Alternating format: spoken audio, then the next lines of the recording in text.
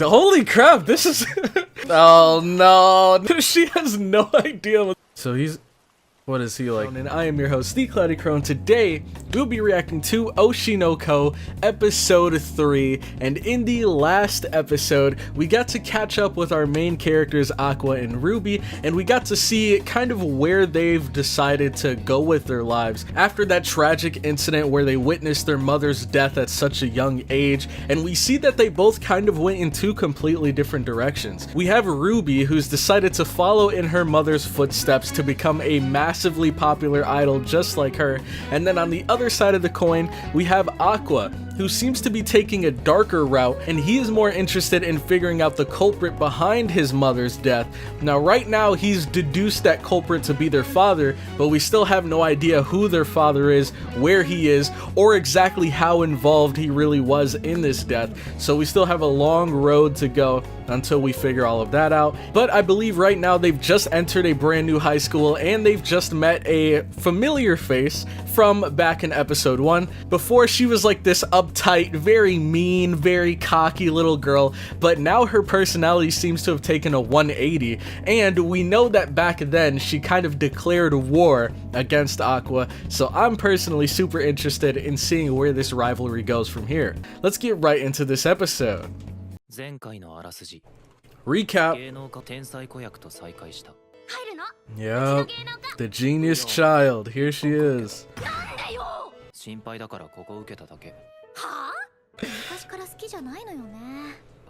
don't think either of them really did. But it seems like she's, I guess, changed her ways for the better. A lowly senpai. She is quite a bit shorter than the rest of them.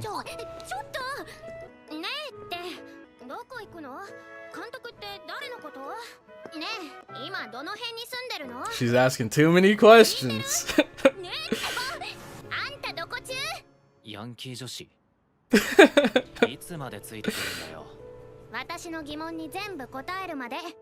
Yeah, but it looks like she's not leaving until we answer her questions. Man. Holy crap, this is this is so sudden, dude. Oh, so she wants to go to a place more private where there aren't a bunch of fanboys and fangirls around. Oh, he actually brought her to the studio.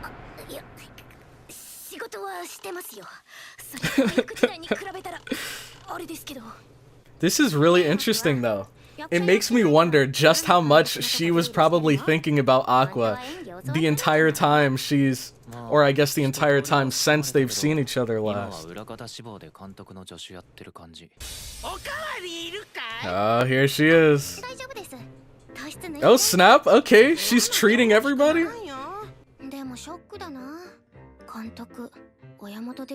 Oh no, not her too.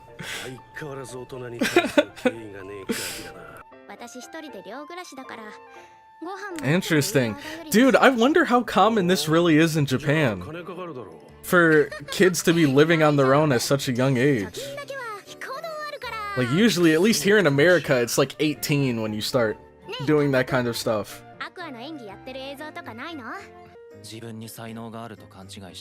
Oh man, he's beating himself up now. Maybe she can do it. If anyone can, she can. Oh, is this an invitation, maybe? He does not care. She thought she had him eating out of the palm of her hand, too. Dude, their eyes are so freaking cool, man. It's like a whole freaking galaxy in there. Oh no. Is she gonna get to him? Does he recognize? Oh, hold on. Hold on. 3 mobile phones. Dang, he's over here hacking into the phones! So he's breaking into the phone. And what, is he gonna look up her contacts or something? Jesus. So did he try like every single possible combination? You gotta admit, man, Aqua is dedicated to this. I respect it. And there it is. 4 years! And he finally figured it out. Okay. That's one of them. So this guy could, I guess, point us in the right direction.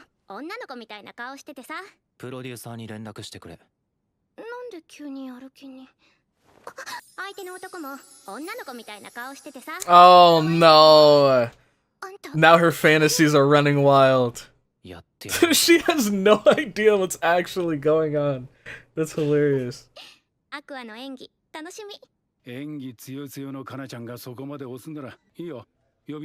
Okay.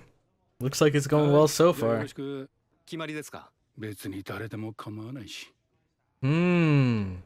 So he said he'd be fine with anyone. That's not something I'd expect to hear from a, high-level director. Usually you want the creme de la creme. The best of the best.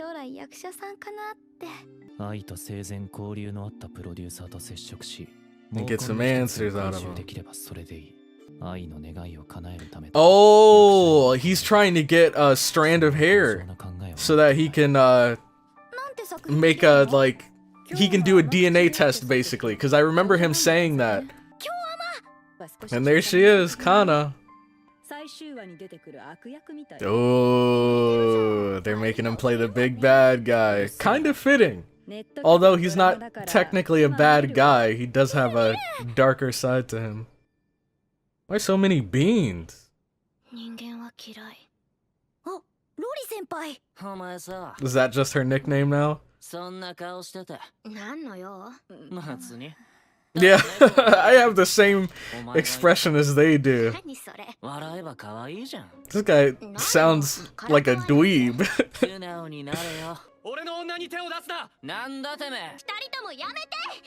Dude, I don't know, is it just me or is the acting a little? Man.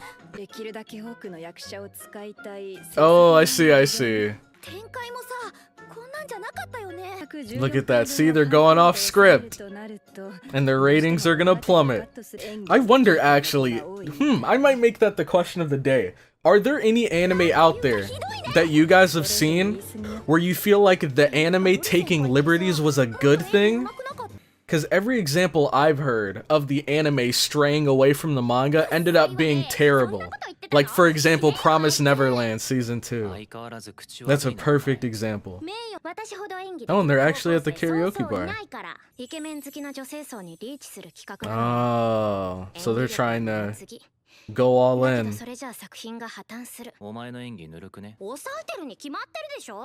Holding back, huh? What the heck? Look at these cornballs. She's not wrong. What's up with all the ham?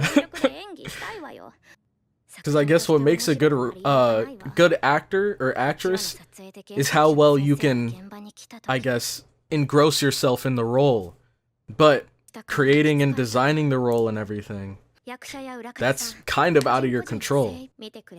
So if they create a fundamentally bad character, it's gonna make the actress look bad too.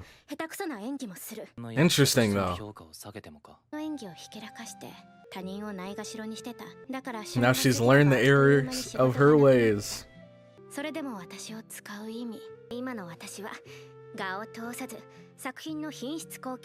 There we go. She has grown up. It's really cool to see.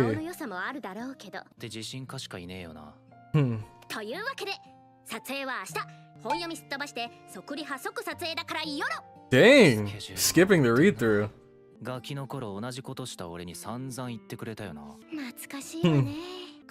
at them.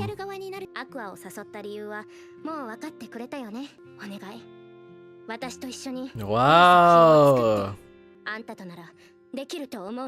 Here we go. Who knows, maybe down the line she might be able to kind of steer Aqua away from doing something he might regret.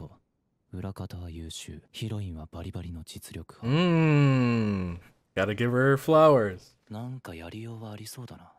And look, you know that look in his eye. You know what it means. He's on demon time.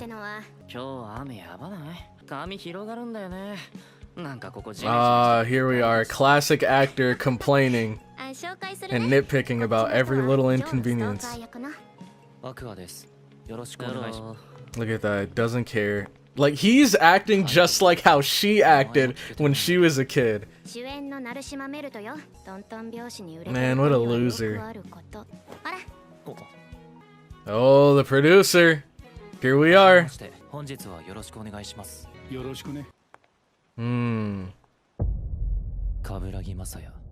Man, it seems like there's not a single friendly person on set, dude, besides Kana. I doubt it'd be that simple and that straightforward. I mean, I can understand him wanting to do the test and make sure, but I mean, just because he used to be a director for Ai-chan doesn't mean they had any sort of intimate relationship. I don't know why I did this. Like, what the heck? What does that even mean? Alright. Oh my gosh, this... Yeah, I was about to say, how ironic. Well, hey, I mean, he has some pretty good first-hand experience on, you know, how to be a creepy stalker. Not saying that he used to be one, but obviously, you know, he witnessed one personally. That's true. Anyone can be creepy.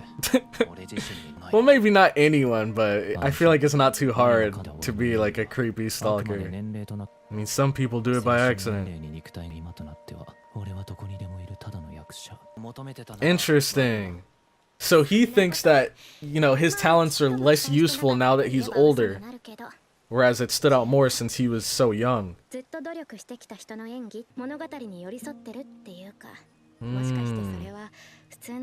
Interesting observation.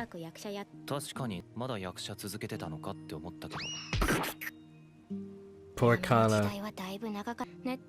Jeez. Oh man, you gotta ignore those comments, dude. Yep, I'm glad she seems to be on a better path now after making those changes to her character. Wow. Can we just talk about how much like more likable of a character she is now? Like before, I didn't have too big of a problem with her. Like she was a kid, you know, it's understandable. Kids are like that. But now that she's grown up and kind of learned from her mistakes, it's actually really good to see. Wow. So he's...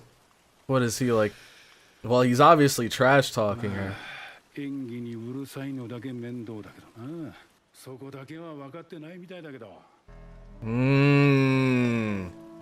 We've heard everything we needed to hear. Is he gonna take his cigarette out of there or something? Ah, classic. How did he know which one? What the heck? Oh, he just grabbed a bunch? Maybe he grabbed the fresh ones. It's time. Manga-based TV drama. What a cool episode, man. I love how last episode, we kinda, sorta. Well, no, I guess it was more of a 50-50 split of focusing on Ruby and Aqua. And here, I like how this was like Aqua's time to shine. And I hope soon we get to see that for Ruby. Because even though they're both twins, and I'd say they're both just as significant to the story, it's always felt like Aqua was more the main character. And I don't want that personally. I want it to be a nice 50-50 split so that, okay, the reason why is because I feel like this series does a great job of highlighting the good and the bad of the idol industry. And I wish they would do the same with the characters, where they would focus on Ruby to highlight the good and focus on Aqua an equal amount to highlight the bad. I think that'd be really cool. And going forward, they very well could do that. It's just, I'd say if it's kind of more like a 55-45 split as to who's more the main character, maybe even 60-40. And I hope that down the line they can whittle those numbers down until they're more level with each other. Alright, so that was the end of the episode, and my question of the day for you guys is going to be, can you think of an anime that you may have come across that you feel has done better than the manga after, I guess, steering away from the manga? Because we know so many times with anime adaptations, the biggest worries are how well they're going to be able to translate the manga into an animation. And there are some anime that like to take liberties and go in their own directions and change little things, skip little things here. And from my personal experience, I can't really think of any examples where them taking liberties was a good thing. I feel like every time they stray away from the manga, it ends up being worse than the manga. So I want to know if any of you guys out there have examples of anime that actually were better after straying away from the manga. So let me know what you guys think in the comment section down below. And with that, I am going to head out. Thank you all so much for watching this far into the episode, and I will catch you all in the next one. Have a good one.